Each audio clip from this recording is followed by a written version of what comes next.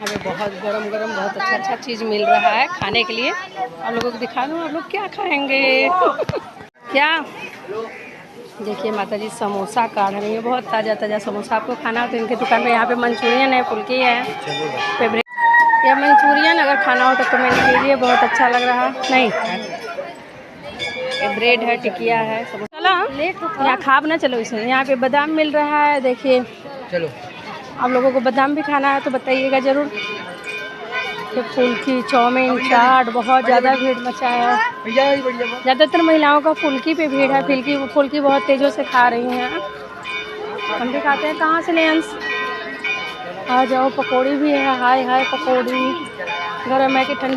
देखिए भैया इस ठेला पे पेठा है, आपको लेना हो तो ज़रूर कमेंट कीजिएगा। भैया जी का बहुत प्यारा प्यारा यहाँ पे पेठा है, बादाम भी है, भून कर मिल रहा है। आप लोग वो भी ज़रा तेल में काटा था।